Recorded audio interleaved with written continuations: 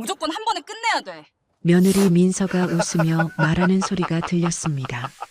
저는 우연히 창문 밖을 내다보다 그 장면을 목격했어요. 주차장에서 아들 민우가 저희 차 타이어 쪽을 만지작거리고 있었습니다. 손에는 작은 송곳 같은 게 들려 있었죠. 그 순간 모든 게 이해됐어요.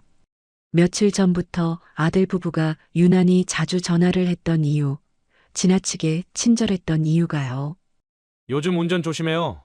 혹시 모르니까 보험이라도 좋은 거 들어놓을까요? 그리고 드라이브 당일 아침, 민우가 환하게 웃으며 말했었습니다. 저희 차가 갑자기 고장나서요. 오늘은 아버지 차로 가면 될 것 같아요. 모든 게 계획된 거였어요. 이 모든 일이 어떻게 시작되었는지 그 이야기를 처음부터 들려드릴게요. 저는 67의 정순자입니다. 남편 성수와 함께 평생 모은 재산으로 조용히 살고 있어요. 아들 민우는 37인데 겉으로는 효자처럼 행동했죠. 며느리 민서도 마찬가지였습니다. 며칠 전부터였어요. 아들 부부가 유난히 자주 전화를 했습니다. 평소보다 훨씬 더 자주요. 말투도 지나치게 부드럽고 친절했어요. 엄마, 이번 주말에 드라이브 어때요? 요즘 날씨 좋더라고요. 민우의 목소리는 꿀 떨어지듯 달았습니다. 저는 뭔가 이상하다고 느꼈어요. 아들이 이렇게까지 다정한 적은 없었거든요. 하지만 그때는 그냥 효심이 생긴 건가 싶었죠. 며칠 전에도 민우가 이상한 말을 했습니다. 저녁을 먹고 있을 때였어요. 민우가 슬쩍 말을 꺼냈죠. 요즘 운전 조심해요. 요즘 사고 많대요. 혹시 모르니까 보험이라도 좋은 거 들어놓을까요? 혹시 모르잖아요. 그냥 걱정하는 말처럼 들릴 수도 있었어요. 하지만 왜인지 가슴 한구석에 미묘한 위화감이 자리를 잡았습니다. 보험 이야기를 왜 갑자기 꺼내는 걸까요? 그때부터였습니다. 저는 아들 부부의 행동을 유심히 관찰하기 시작했어요. 뭔가 수상했습니다. 평소와 다른 태도, 지나친 친절, 그리고 보험 이야기까지 모든 게 석연치 않았죠. 드라이브 가기로 한 당일 아침이었습니다. 아들 부부가 아침 일찍부터 집에 왔어요. 평소보다 일찍 도착했죠. 민우는 환하게 웃으며 말했습니다. 저희 차가 갑자기 고장나서요. 오늘은 아버지 차로 가면 될 것 같아요. 목소리는 상냥했어요. 하지만 어딘가 급한 기색이 느껴졌습니다. 민서도 옆에서 고개를 끄덕이며 웃고 있었죠. 하지만 그 미소가 어딘가 부자연스러웠어요. 그래, 알았어. 우리 차로 가자. 남편 성수가 대답했습니다. 저는 뭔가 찝찝한 느낌이 들었지만 내색하지 않았어요. 그때 민우가 말했습니다. 저희 먼저 나가 있을게요. 준비되시면 천천히 나오세요. 민우와 민서는 집 밖으로 나갔어요. 저는 뭔가 이상하다고 느꼈습니다. 왜 먼저 나간다는 걸까요? 그냥 같이 있으면 되는데요. 저는 우연히 창문을 닫으려고 밖을 내다봤습니다. 그런데 그 순간이었어요. 주차장에서 민우가 저희 차 타이어 쪽을 만지작거리고 있었습니다. 손에는 작은 송곳 같은 게 들려 있었어요. 저는 숨이 멎는 것 같았습니다. 민우는 타이어에 뭔가를 찌르고 있었죠. 그 옆에는 민서가 서서 주위를 살피고 있었습니다. 민서가 웃으며 말하는 게 들렸어요. 무조건 한 번에 끝내야 돼. 그 말투는 차갑고 단호했습니다. 저는 그 자리에서 얼어붙었어요. 손끝에서 피가 빠져나가는 듯한 느낌이 들었죠. 다리가 후들거렸습니다. 그동안의 의심이 사실이었어요. 아들 부부가 저희를 해치려 하고 있었습니다. 저는 믿을 수가 없었어요. 제가 낳아 키운 아들이, 그 아들이 저희를 죽이려 한다니요. 저는 재빨리 창문에서 물러났습니다. 들키면 안 됐어요. 가슴이 미친 듯이 뛰었죠. 숨을 고르려 애썼습니다. 하지만 쉽지 않았어요. 그때 머릿속이 번개처럼 스쳤습니다. 지금 당장 밖으로 나가 따지거나 차를 타지 않겠다고 하면 우리가 눈치챘다는 걸 저 애들이 알게 되겠죠. 그러면 더 급하게, 더 위험한 방법으로 계획을 바꿔서 더 큰 일을 벌일 수도 있었어요. 저는 일단 모르는 척하고 상황을 이어가야 했습니다.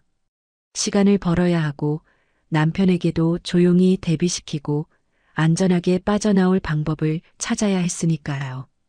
저는 곧장 남편에게 달려갔습니다.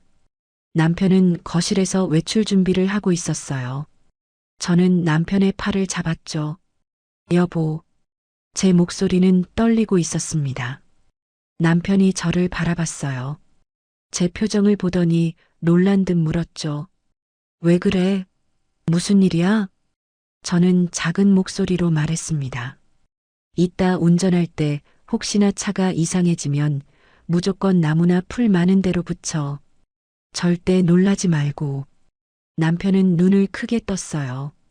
무슨 말인지 이해가 안 되는 표정이었죠. 무슨 소리야? 갑자기 왜 그래? 저는 남편의 손을 꼭 잡았습니다. 아들이랑 며느리한테 절대 말하지 말고 나만 믿어. 남편은 당황한 표정이었어요. 하지만 제 눈빛이 심상치 않았던 모양이에요. 남편은 고개를 끄덕였습니다. 알았어. 당신 말대로 할게. 저는 안도의 한숨을 쉬었어요. 남편이 제 말을 믿어줬습니다. 그때 현관문이 열리는 소리가 들렸어요. 아들 부부가 다시 들어온 거였죠. 민우와 민서는 아무 일 없었다는 듯 환하게 웃으며 집으로 들어왔습니다. 얼굴에는 미소가 가득했어요. 하지만 저는 이제 알았습니다. 그 미소 뒤에 무엇이 숨어 있는지요. 어머니, 아버지, 준비되셨으면 출발하죠. 민우의 목소리는 여전히 상냥했습니다. 저는 애써 웃으며 대답했어요. 그래, 가자. 저는 가방을 챙기며 손이 떨리는 걸 느꼈습니다. 하지만 티를 내서는 안 됐어요. 민우와 민서가 눈치채면 안 됐죠. 저희는 함께 엘리베이터를 타고 내려갔습니다. 좁은 공간 안에서 민우와 민서의 숨소리가 들렸어요. 저는 그 소리가 섬뜩하게 느껴졌죠. 주차장에 도착했습니다. 저희 차가 그대로 서 있었어요. 저는 타이어를 힐끗 봤습니다. 겉으로는 아무 이상이 없어 보였어요. 하지만 저는 알고 있었죠. 민우가 무엇을 했는지요. 남편이 운전석에 앉았습니다. 저는 조수석에 앉았어요. 민우와 민서는 뒷좌석에 탔죠. 차 안은 묘한 긴장감이 감돌았습니다. 남편이 시동을 걸었어요. 엔진 소리가 울렸습니다. 저는 가슴이 쿵쾅거리는 걸 느꼈어요. 손에 땀이 났죠. 자, 출발합시다. 민우가 뒤에서 말했습니다. 저는 앞을 똑바로 바라봤어요. 무슨 일이 벌어질지 알 수 없었습니다. 하지만 준비는 되어 있었어요. 차가 주차장을 빠져나갔습니다. 저는 남편의 손을 슬쩍 잡았어요. 남편이 저를 보며 작게 고개를 끄덕였습니다. 저희는 서로를 믿었어요.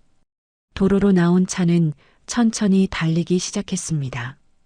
저는 백미러로 뒷좌석을 살폈어요. 민우와 민서는 조용히 앉아 있었죠. 하지만 그 눈빛이 심상치 않았어요.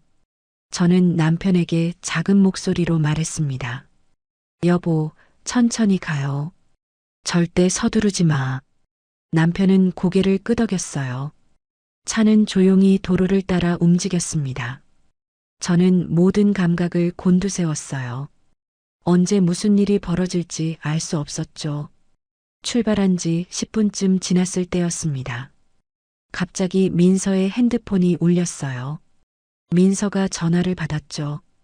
네, 엄마가 갑자기 쓰러지셨다고요? 민서의 목소리는 다급했습니다. 하지만 어딘가 연기 같았어요. 저는 그걸 느꼈죠. 민서가 계속 말했습니다.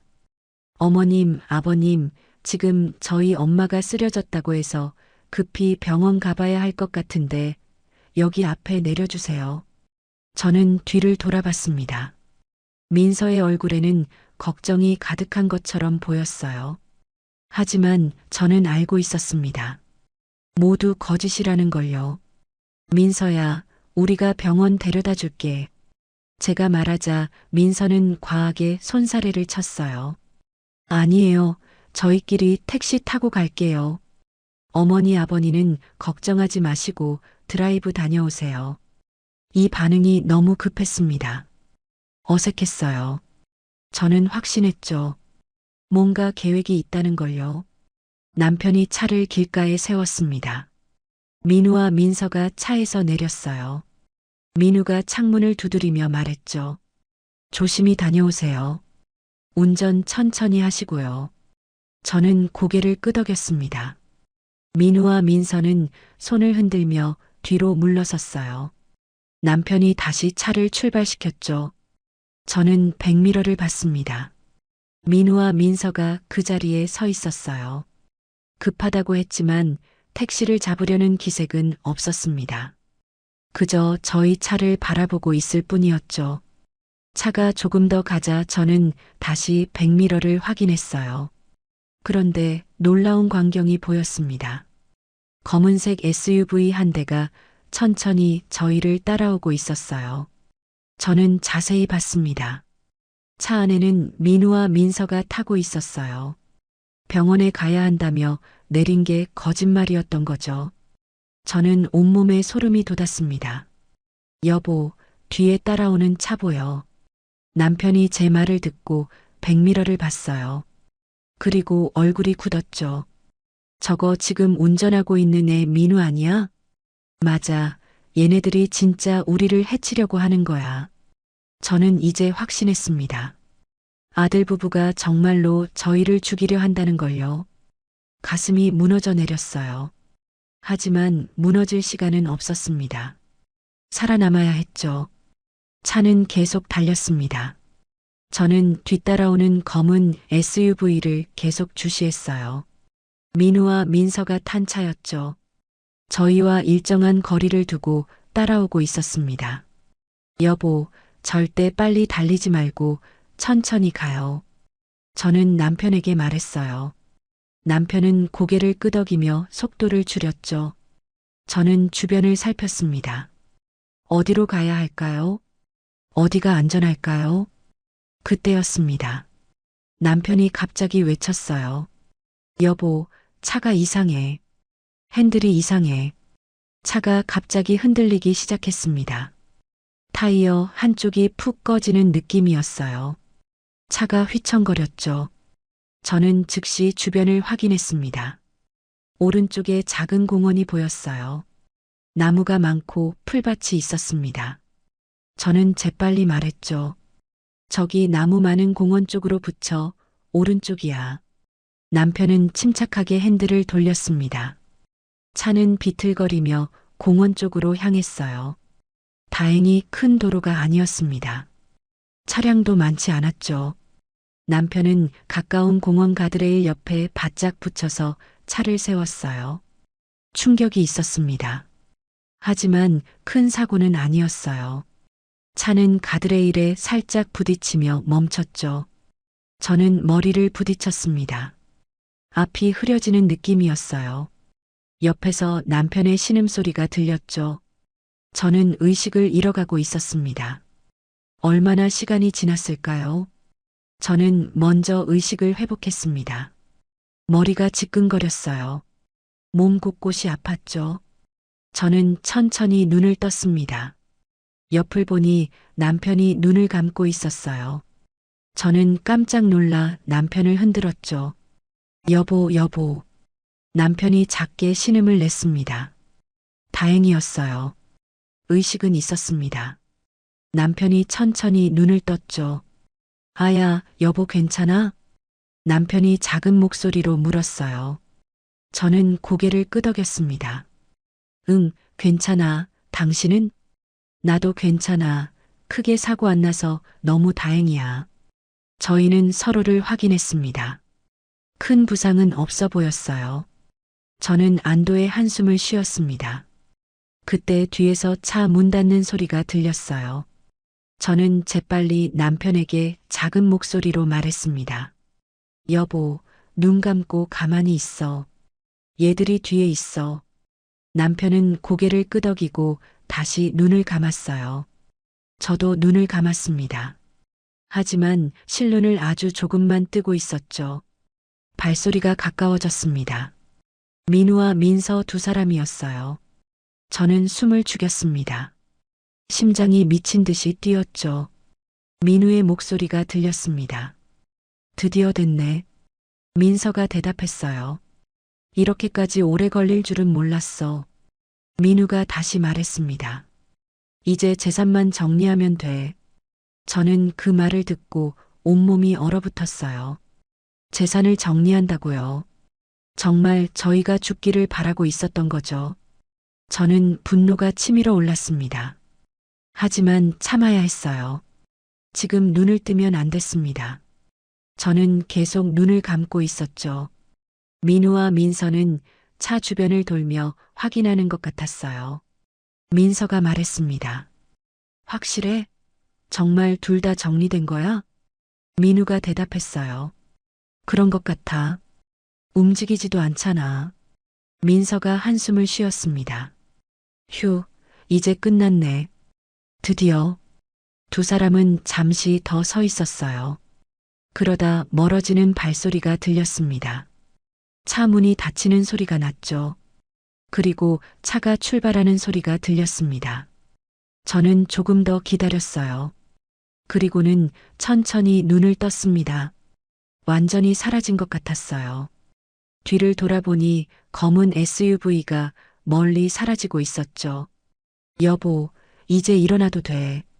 남편이 눈을 떴습니다. 얼굴이 창백했어요. 정말 저놈들이 우릴 죽이려 한 거야? 남편의 목소리는 떨리고 있었습니다. 저는 고개를 끄덕였어요. 응, 직접 들었잖아. 재산을 정리한다고 했어. 남편은 한참 말이 없었어요. 그러다 주먹을 꽉 쥐었죠. 어떻게 저런 놈들을.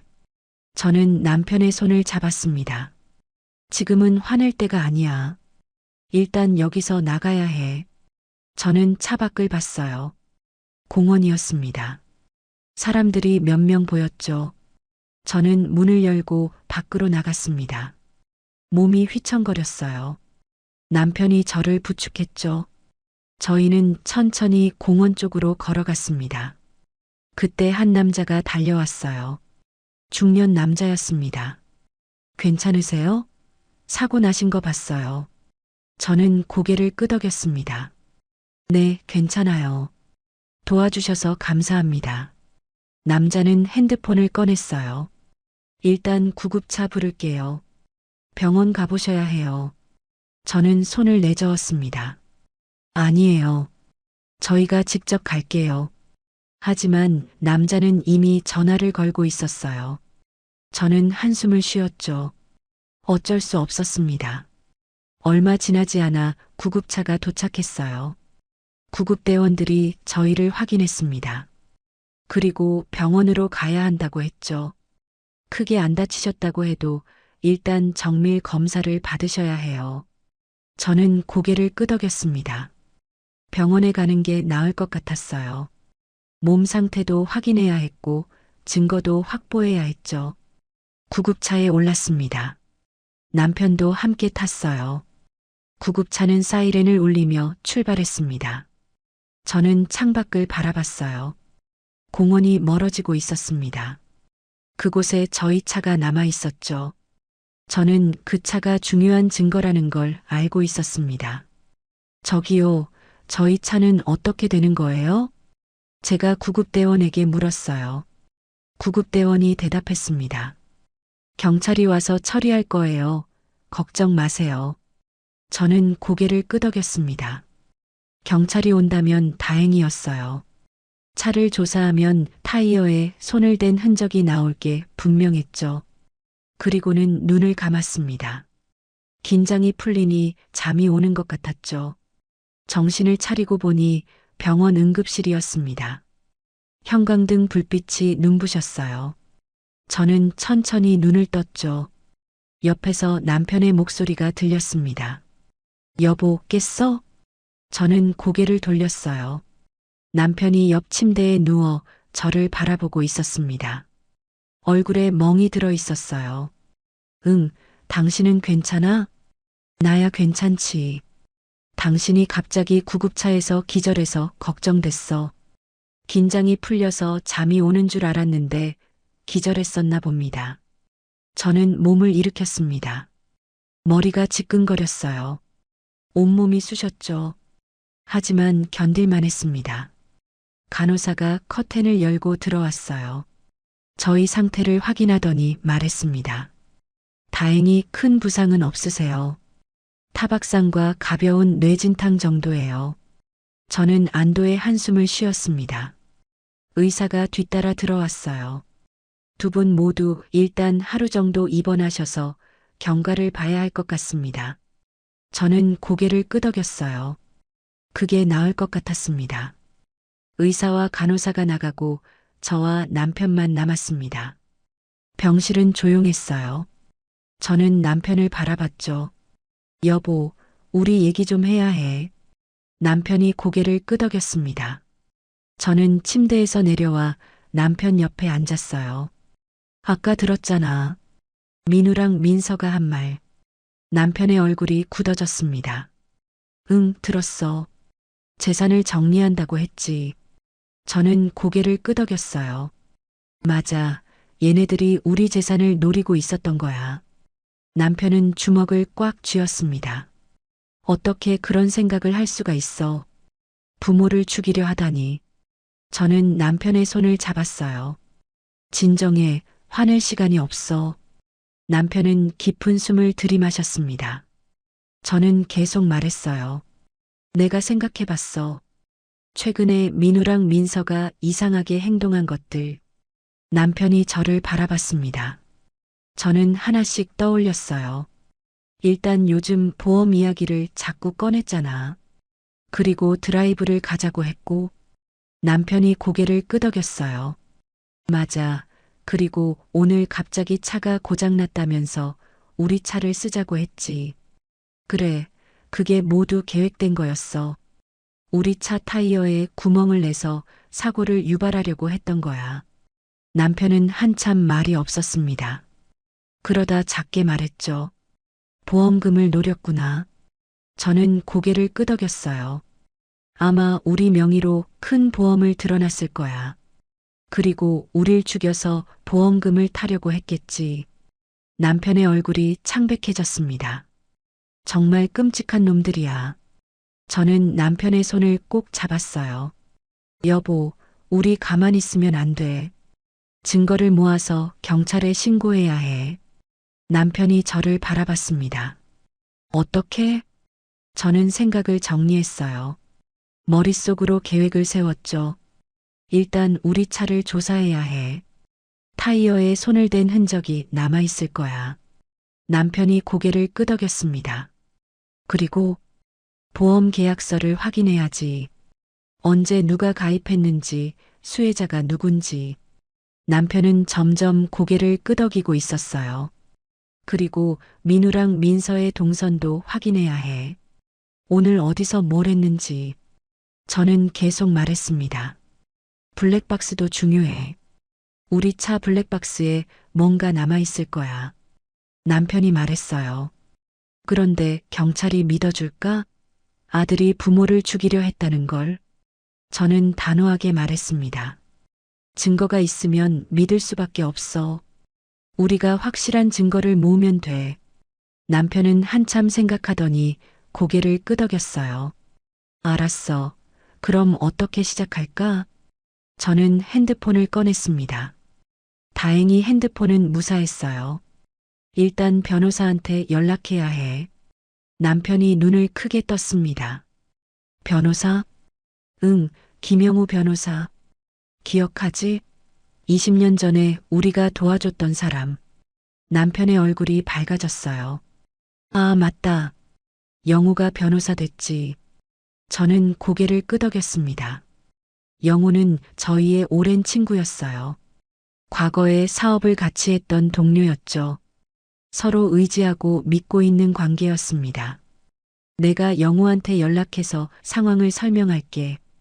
그리고 어떻게 해야 할지 물어보자. 남편이 동의했어요. 저는 핸드폰으로 영호의 번호를 찾았습니다. 그리고 전화를 걸었죠. 신호음이 울렸어요. 한참 후에 영호가 전화를 받았습니다. 여보세요? 영호야, 나 순자야. 아, 순자 누님. 오랜만이에요. 무슨 일이세요? 저는 숨을 고르고 말했어요. 영호야, 지금 병원에 있어. 사고가 났거든. 영호의 목소리가 급해졌습니다.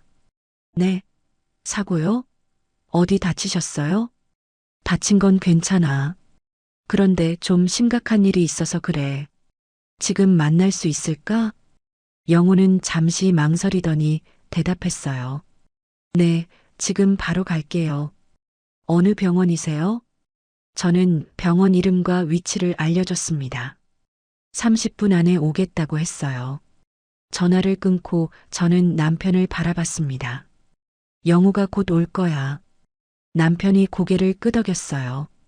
저희는 영호를 기다렸습니다. 30분쯤 지나자 병실 문이 열렸어요. 영호가 들어왔습니다. 50대 초반의 남자였죠. 정장을 입고 있었어요. 누님, 형님, 괜찮으세요? 영호가 다급하게 물었습니다. 저는 손을 내저었어요. 괜찮아. 이쪽에 앉아. 저는 천천히 상황을 설명하기 시작했어요. 그동안 아들 부부의 이상했던 행동, 출발하기 전에 타이어에 손을 댄 것, 교통사고, 그리고 사고 후에 들은 대화까지 모두 말했습니다. 영호는 심각한 표정으로 듣고 있었어요. 이야기가 끝나자 영호는 한참 말이 없었습니다. 누님, 이건 심각한 일이에요. 영호가 천천히 말했습니다. 알아. 그래서 너 도움이 필요해. 영호는 고개를 끄덕였어요. 일단 이건 고의적 사고 유발 미수로 충분히 입건 가능합니다. 증거만 확보하면 돼요. 저는 안도의 한숨을 쉬었습니다. 어떤 증거가 필요해? 영호가 설명하기 시작했어요. 일단 차량 조사가 필요해요. 타이어에 손을 댄 흔적이 있는지 확인해야 합니다. 저는 고개를 끄덕였어요. 영호가 계속 말했습니다. 그리고 블랙박스 영상도 중요해요. 아들분이 차에 접근한 장면이 찍혔을 수도 있어요. 블랙박스는 아마 민우가 미리 빼가지 않았을까? 제가 말했습니다. 영호가 고개를 끄덕였어요. 그럴 가능성이 높죠. 하지만 주차장 CCTV가 있을 수 있어요. 저는 눈이 반짝였습니다. 맞아, 주차장에 CCTV가 있었어. 영호가 메모를 하기 시작했어요. 그리고 보험 계약서도 확인해야 해요. 언제 가입했는지, 수혜자가 누군지. 저는 모든 말을 귀담아 들었습니다. 영호가 계속 설명했어요. 이 모든 증거를 모으면 경찰에 신고할 수 있어요. 그리고 법적으로 대응할 수 있습니다. 저는 남편을 바라봤습니다. 남편도 저를 바라보고 있었어요. 저희는 고개를 끄덕였죠. 영호야, 우리 좀 도와줄 수 있겠니? 영호는 단호하게 대답했습니다. 당연하죠. 누님이랑 형님이 저한테 얼마나 잘해주셨는데요. 제가 끝까지 도와드릴게요. 저는 눈물이 날 것 같았습니다. 고마웠어요. 고마워, 영호야. 영호는 미소를 지으며 말했어요. 이제부터 증거를 모으기 시작합시다. 제가 저놈들을 반드시 처벌받게 할 거예요. 저는 고개를 끄덕였습니다. 이제 시작이었어요. 복수를 위한 첫걸음을 내디딘 거였습니다. 영호는 바로 움직이기 시작했습니다. 먼저 저희와 함께 병실에 앉아 계획을 세웠어요. 일단 제일 중요한 건 차량 조사예요. 영호가 노트북을 꺼내며 말했습니다. 차는 지금 어디 있어? 제가 물었어요. 영호가 핸드폰으로 전화를 걸었습니다. 경찰서에 전화하는 것 같았어요. 네, 안녕하세요. 변호사 김영우입니다. 오늘 오전에 공원 근처에서 사고 난 차량 있죠? 네, 맞습니다. 그 차 지금 어디 있나요? 영우는 잠시 듣더니 고개를 끄덕였어요. 폐차장이요? 알겠습니다. 제가 가서 확인해도 될까요? 네, 감사합니다. 전화를 끊고 영우가 말했습니다. 차가 폐차장에 있대요. 제가 가서 확인해 볼게요. 저는 고개를 끄덕였어요. 영우가 일어서며 말했죠. 일단 저는 지금 폐차장 가서 차량 확인하고 올게요. 두 분은 여기서 쉬세요. 고마워, 영우야. 영우는 병실을 나갔습니다. 저와 남편은 다시 둘만 남았어요. 잘 될 거야, 여보. 남편이 제 손을 잡으며 말했습니다. 저는 고개를 끄덕였어요. 응, 잘 될 거야. 2시간쯤 지나자 영우가 다시 돌아왔습니다. 표정이 심각했어요. 영우야, 어떻게 됐어? 제가 물었습니다. 영우는 한숨을 쉬며 앉았어요. 블랙박스 칩이 없었어요. 누가 의도적으로 뺀 것 같아요. 저는 이를 악물었습니다. 예상했던 대로였어요. 민우가 빼간 거겠지. 남편이 말했습니다. 영우가 고개를 끄덕였어요. 그럴 가능성이 높아요. 하지만 다른 증거를 확보했습니다. 영우가 핸드폰을 꺼냈어요. 사진이 몇 장 있었습니다. 제가 타이어를 확인해 봤는데 명백하게 날카로운 도구로 찢은 흔적이 있었어요. 사진을 보니 타이어에 구멍이 나 있었습니다. 깔끔하게 찢어진 형태였어요. 이건 우연한 펑크가 아니에요. 누군가 의도적으로 낸 거죠. 영우가 설명했습니다.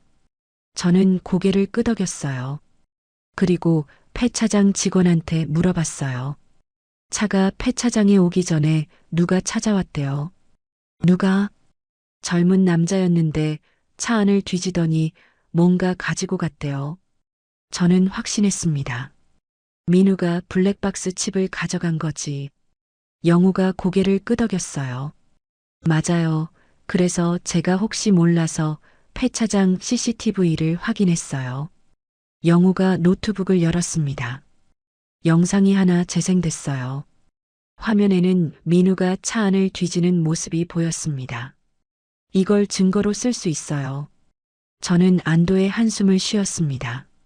증거가 하나씩 모이고 있었어요. 그리고 오늘 오전에 아파트 주차장 CCTV도 확인했어요. 영우가 다른 영상을 재생했습니다. 화면에는 민우가 저희 차 타이어 쪽을 만지작거리는 모습이 보였어요. 손에는 작은 도구가 들려 있었죠. 확실해요. 아들분이 타이어에 구멍을 낸 게 맞아요. 저는 눈물이 날 것 같았습니다. 분노와 슬픔이 뒤섞였어요. 제가 낳아 키운 아들이 저렇게 부모를 해치려 했다니요. 그리고 보험도 확인했어요. 영우가 서류를 꺼냈습니다. 일주일 전에 고액의 사망보험이 가입되어 있더라고요. 두 분 명의로요. 수혜자는 설마 아들이랑 며느리로 되어 있었어? 네, 김민우와 박민서로 되어 있었어요. 저는 주먹을 꽉 쥐었습니다. 모든 게 계획된 거였어요. 영우야, 보험금은 얼마야? 남편이 물었습니다. 영우가 대답했어요. 1인당 5억 원이에요. 총 10억 원이죠. 저는 숨이 막혔습니다. 10억 때문에 부모를 죽이려 했다니요. 이 모든 증거면 충분해요. 지금 바로 경찰에 신고할 수 있어요. 영우가 말했습니다. 저는 고개를 끄덕였어요. 영우야, 그럼 바로 신고하자. 영우는 고개를 저었습니다. 증거를 더 모아야 해요. 최대한 제가 할 수 있는 만큼 증거를 모아서 신고하면 아들분이 발뺌도 못할 거예요. 제가 최대한 해볼게요. 여기서 더 모으겠다고? 네, 아들분의 통화 내역, 동선, 그리고 며느리분과의 대화 내용까지 모든 걸 확보해야 해요. 저는 이해했습니다. 확실하게 처벌받게 하려면 완벽한 증거가 필요했어요. 그럼 얼마나 걸릴 것 같아? 일주일 정도면 될 것 같아요. 영우가 대답했습니다. 저는 고개를 끄덕였어요. 알겠어. 고마워. 영우가 미소를 지으며 말했습니다. 두 분은 제가 움직일 동안 조용히 계세요. 아들분한테 연락도 하지 마세요. 저는 고개를 끄덕였습니다. 민우와 민서가 저희가 살아있다는 걸 알면 안 됐어요.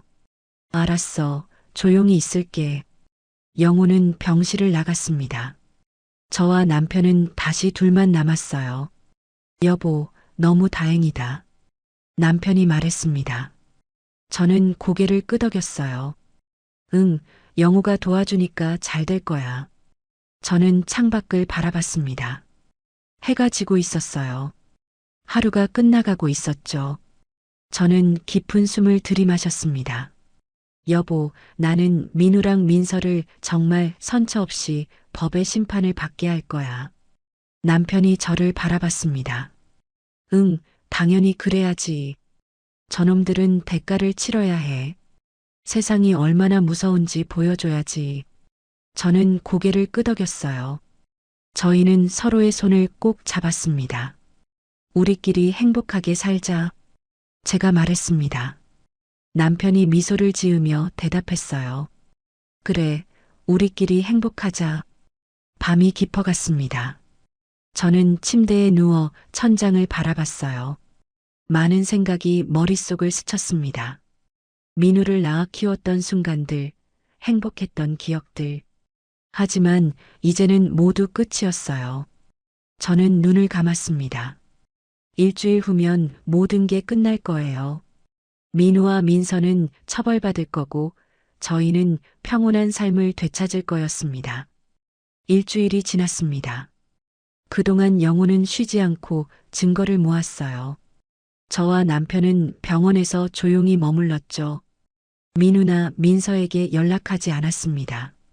영우는 매일 병원에 와서 진행 상황을 알려줬어요. 증거가 하나씩 모이고 있었습니다.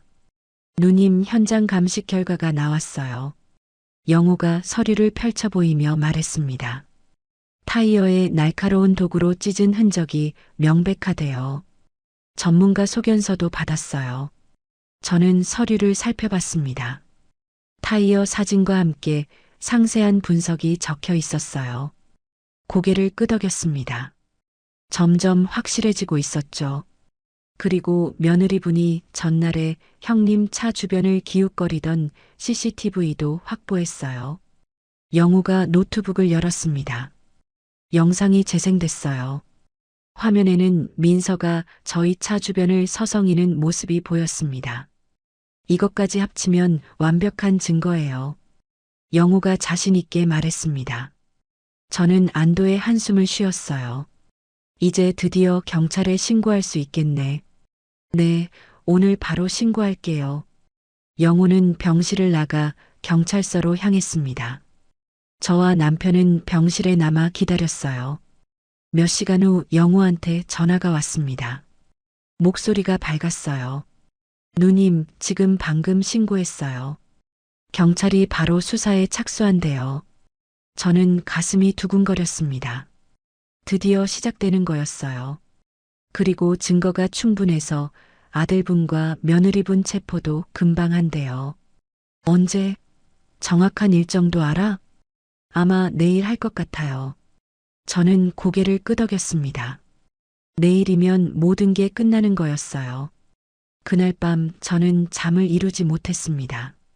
내일이면 민우와 민서가 체포될 거예요. 복잡한 감정이 들었죠. 분노도 있었고 슬픔도 있었습니다. 하지만 무엇보다 안도감이 컸어요. 다음 날 아침이었습니다. 영우가 일찍 병원에 왔어요. 얼굴에 미소가 가득했죠. 형님, 누님, 드디어 두 사람 모두 체포됐어요. 저는 그 자리에 주저앉았습니다. 드디어 끝난 거였어요. 남편이 저를 부축했죠. 여보, 괜찮아? 응, 괜찮아. 그냥 긴장이 좀 풀려서. 저는 눈물을 흘렸습니다. 긴 싸움이 끝난 거였어요. 영우가 말했습니다. 지금 경찰이 조사 중이고 조사 끝나는 대로 곧 법원에 넘길 거래요. 저는 고개를 끄덕였습니다. 영우야, 정말 고마워. 영우는 미소를 지으며 말했어요. 20년 전에 저를 도와주신 거에 비하면 저는 당연한 일을 했어요, 누님. 이제 두 분은 편히 쉬세요. 저는 남편을 바라봤습니다. 남편도 저를 바라보고 있었어요. 저희는 서로 손을 잡았죠. 여보, 이제 끝났어. 응, 끝났다. 저희는 서로를 껴안았습니다. 긴 악몽이 끝난 거였어요. 이제 평온한 삶을 되찾을 수 있었습니다. 며칠 후 영우가 다시 병원에 왔습니다. 경찰 조사 결과를 알려주러 온 거였어요. 두 사람 다 자백했어요. 영우가 말했습니다. 저는 귀를 기울였어요. 처음엔 부정하더래요. 하지만 증거를 보여주니까 결국 인정했대요. 저는 고개를 끄덕였습니다. 뭐라고 하던? 빚 때문이었대요. 사업이 실패해서 빚이 많았나 봐요. 저는 한숨을 쉬었습니다. 돈 때문이었어요. 결국 돈 때문에 부모를 죽이려 했던 거죠. 그리고 보험 사기 미수, 상해, 미수, 차량 파손 고해 혐의로 기소될 거라고 했어요. 영우가 설명했습니다. 저는 고개를 끄덕였어요. 재판은 언제야? 한 달 후요. 그때까지 아마 구치소에 있을 거예요. 저는 입술을 깨물었습니다. 민우와 민서가 구치소에 있다니요. 복잡한 감정이 들었어요. 누님 괜찮으세요? 영우가 걱정스럽게 물었습니다. 저는 고개를 끄덕였어요. 응, 괜찮아. 영우는 제 어깨를 토닥였습니다. 저는 고개를 끄덕였어요. 저는 잘못한 게 없습니다. 저를 죽이려 한 사람들을 신고한 것뿐이었죠. 이제 재판만 남았으니까 그때까지 편히 쉬세요. 영우가 말했습니다. 저는 고개를 끄덕였어요. 이제 정말 끝이 보이고 있었습니다. 한편 민우와 민서는 저희가 사고로 죽었다고 생각하고 있었습니다. 사고 다음 날부터 두 사람은 쇼핑을 시작했어요. 곧 들어올 보험금을 기대하며 미리 돈을 쓰기 시작한 거죠. 명품 가방, 비싼 옷, 고급 시계. 하나씩 사들였습니다. 당당하게 카드를 긁어대며 돈을 펑펑 썼어요. 이제 우리 인생 펴는 거야. 민우가 민서에게 말했습니다. 민서도 환하게 웃으며 대답했죠. 그러게 드디어 빚도 갚고 편하게 살 수 있겠어. 두 사람은 백화점을 돌아다니며 쇼핑을 했습니다. 주변 사람들의 시선도 신경 쓰지 않았어요. 다음 날도 백화점에 갔습니다. 1층 명품 매장에서 가방을 고르고 있었죠. 민서가 비싼 가방을 들어보며 말했어요. 여보, 이거 어때? 예쁘지? 민우가 고개를 끄덕였습니다. 응, 이쁜애 마음에 드는 거 그냥 다 사. 민서는 기뻐하며 가방을 계산하려 했어요. 그때였습니다. 경찰관 여러 명이 매장으로 들어왔어요. 김민우 씨, 박민서 씨 맞으신가요? 경찰관이 물었습니다. 민우와 민서는 깜짝 놀라 뒤를 돌아봤어요. 네, 맞는데요. 무슨 일이세요? 민우가 떨리는 목소리로 물었습니다. 그때 경찰관이 수갑을 꺼냈어요.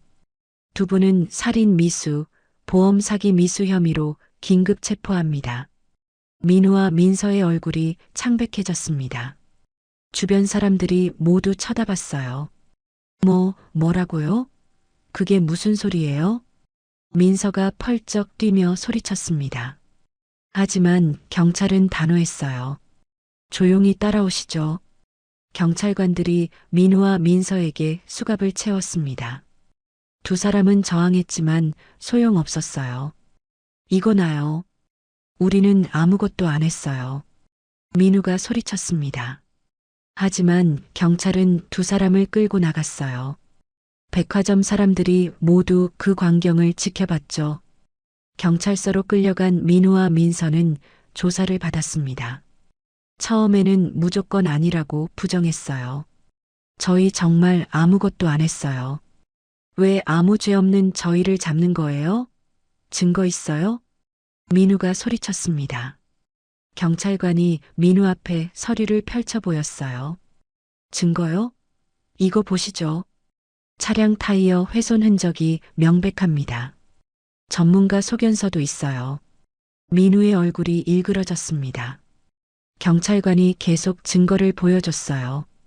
그리고 주차장 CCTV에 당신이 타이어를 만지는 장면이 찍혔어요.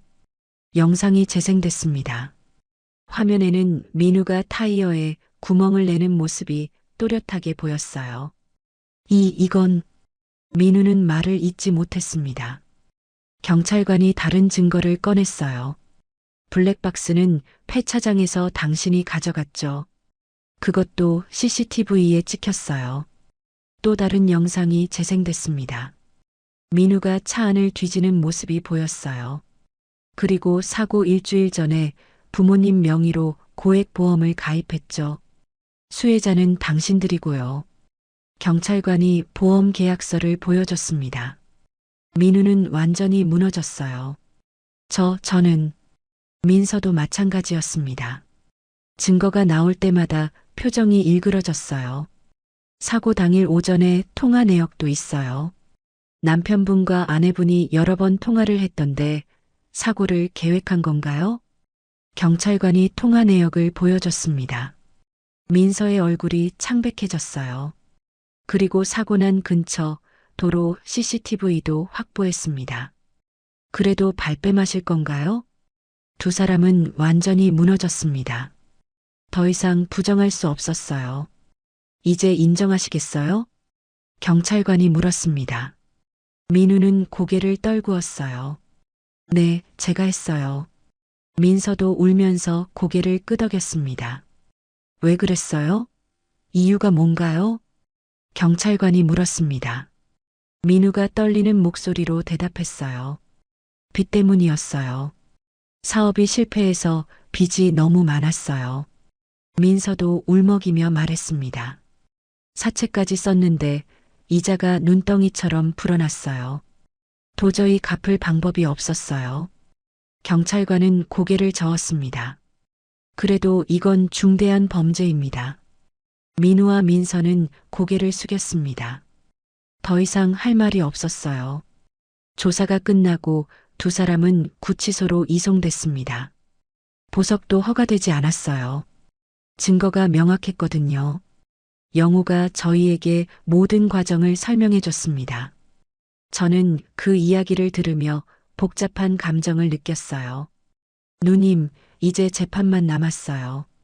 저는 고개를 끄덕였어요. 혹시 그럼 나랑 내 남편 재산은 어떻게 돼? 보호됐어요.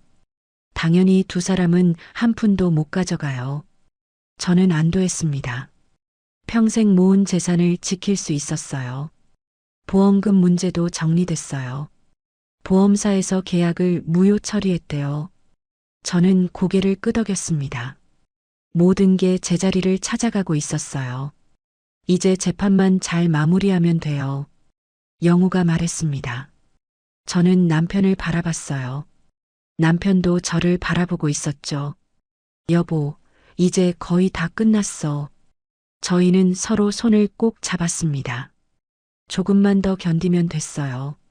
한 달 후 재판이 열렸습니다. 저와 남편은 법정에 출석했어요. 변호사 김영호도 함께였죠. 법정 안은 조용했습니다. 판사가 들어오고 재판이 시작됐어요.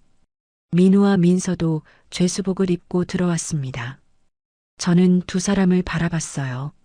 많이 초췌해져 있었습니다. 얼굴에는 생기가 없었죠. 저는 가슴이 아팠지만 참았어요. 검사가 일어섰습니다. 그리고 민우와 민서의 범죄 사실을 하나씩 낭독하기 시작했어요. 피고인들은 피해자인 부모님의 차량 타이어를 의도적으로 훼손했습니다. 검사가 증거를 제시했어요. 타이어 사진과 전문가 소견서였죠. 그리고 사고를 유발해 피해자들을 사망하게 하려 했습니다. 검사가 CCTV 영상을 재생했습니다. 민우가 타이어를 만지는 장면이 법정 화면에 나타났어요. 또한 피해자들 명의로 고액의 사망보험을 가입하고 보험금을 노렸습니다. 검사가 보험 계약서를 제시했습니다. 민우와 민서는 고개를 숙이고 있었어요. 이는 명백한 살인 미수이며 보험 사기 미수입니다. 검사의 목소리는 단호했습니다. 저는 그 모든 말을 듣고 있었어요. 민우와 민서의 변호사가 일어섰습니다. 그리고는 선처를 호소했어요. 피고인들도 힘든 상황에 몰려 있었습니다. 사업 실패로 인한 빚 때문이었습니다. 변호사가 서류를 제출했어요. 민우와 민서의 빚 내역이었습니다. 피고인들은 깊이 반성하고 있습니다. 선처를 부탁드립니다. 하지만 판사는 단호했습니다. 피고인들의 행위는 명백한 범죄입니다. 아무리 힘든 상황이라 해도 부모를 해치려 한 것은 용서받을 수 없습니다. 판사가 민우와 민서를 바라봤어요. 피고인들은 할 말이 있습니까? 민우가 천천히 일어섰습니다. 그리고 저희를 바라봤어요. 눈에는 눈물이 고여 있었습니다. 엄마 아빠 죄송해요. 민우의 목소리는 떨리고 있었어요. 그럴 생각 아니었어요. 그냥 돈이 좀 필요했는데. 민우는 울기 시작했습니다. 제가 잠깐 미쳤었나 봐요. 정말 죄송해요. 민서도 울고 있었어요. 하지만 저는 고개를 돌렸습니다. 더 이상 듣고 싶지 않았어요. 그래도 우리는 결정 바뀔 생각 없어. 너네가 우리한테 한 짓은 부모에게 할 짓이 아니야. 제가 차갑게 말했습니다.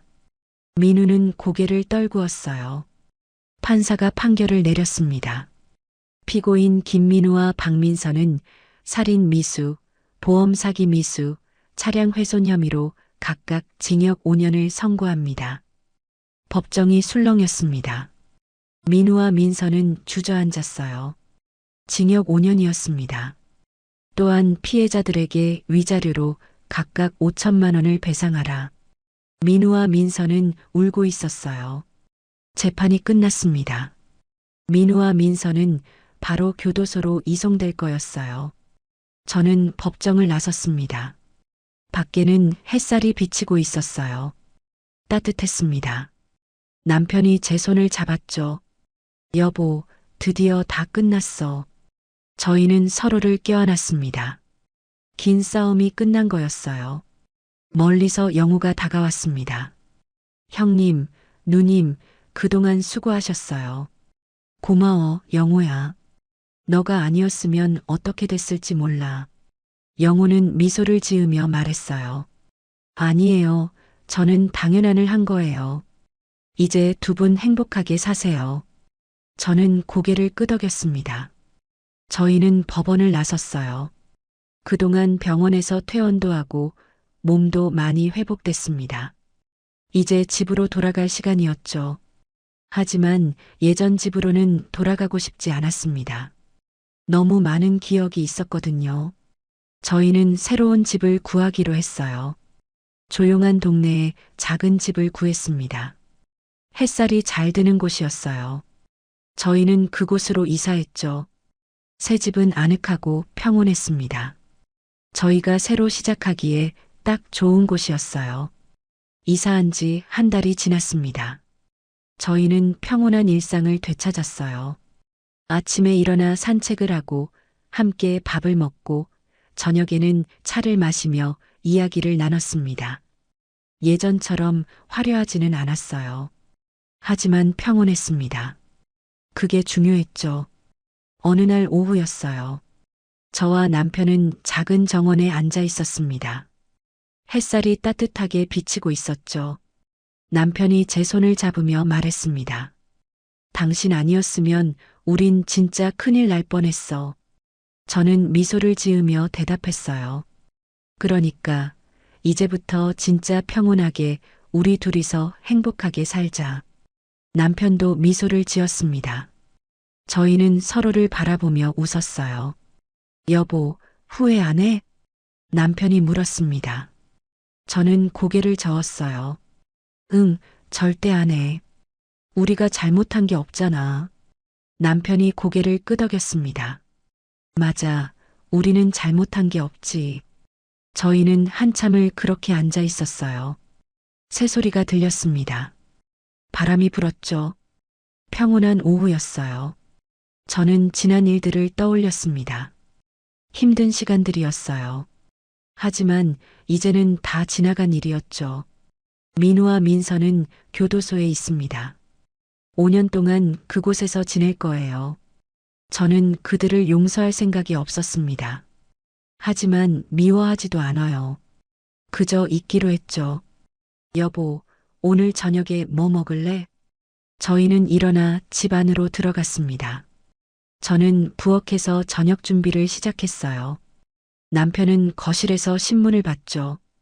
평범한 일상이었습니다. 하지만 그게 가장 소중한 거였어요. 저녁을 먹으며 남편이 말했습니다. 여보, 우리 오랜만에 여행이나 갈까? 저는 눈이 반짝였어요. 좋아, 어디로 여행 갈까? 제주도 어때? 오랜만에 바다 보고 싶다. 저는 고개를 끄덕였습니다. 그래, 다음 주에 가자. 남편이 환하게 웃었어요. 저도 웃었죠. 그날 밤 저는 침대에 누워 천장을 바라봤어요. 남편은 옆에서 자고 있었습니다. 평온한 숨소리가 들렸죠. 저는 미소를 지었습니다. 행복했어요. 진짜 행복이었죠. 과거는 과거였습니다. 저는 더 이상 뒤돌아보지 않을 거예요. 앞만 보고 갈 거였죠. 남편과 함께라면 어디든 갈 수 있었습니다. 무엇이든 할 수 있었어요. 저는 눈을 감았습니다. 평온한 잠이 찾아왔어요. 꿈도 꾸지 않았습니다. 그저 깊고 편안한 잠이었죠. 다음 날 아침 햇살에 눈을 떴습니다. 새로운 하루가 시작됐어요. 저는 일어나 창문을 열었습니다. 밖에는 새들이 지저귀고 있었어요. 햇살이 따뜻했죠. 좋은 하루가 될 것 같았습니다. 남편이 일어났어요. 우리는 함께 아침을 먹었습니다. 그리고 산책을 나갔죠. 동네를 걸으며 남편이 말했습니다. 여보, 우리 행복하게 살자. 저는 고개를 끄덕였어요. 응, 행복하게 살자. 우리는 손을 잡고 걸었습니다. 앞으로도 계속 함께 할 거였어요. 과거의 상처는 서서히 아물고 있었습니다. 새로운 삶이 시작됐죠. 저희는 서로에게 의지하며 살아갈 거였어요. 햇살 아래 두 사람은 나란히 걸었습니다. 평온하고 만족스러운 일상이었어요. 그게 저희가 바라던 전부였죠. 저는 하늘을 올려다봤습니다. 구름 한 점 없이 맑았어요. 새들이 날아가고 있었습니다. 여보, 저기 봐. 새들이야. 남편도 하늘을 올려다봤어요. 저희는 함께 새들을 바라봤습니다. 저희는 미소를 지으며 계속 걸었어요. 앞으로 나아갔습니다. 더 이상 뒤돌아보지 않았죠. 새로운 삶이었습니다. 저희만의 삶이었어요. 그게 가장 소중한 거였습니다. 지금까지 이야기 들어주셔서 감사합니다. 구독과 좋아요 부탁드려요. 여러분의 관심 하나하나가 제게 큰 힘이 됩니다.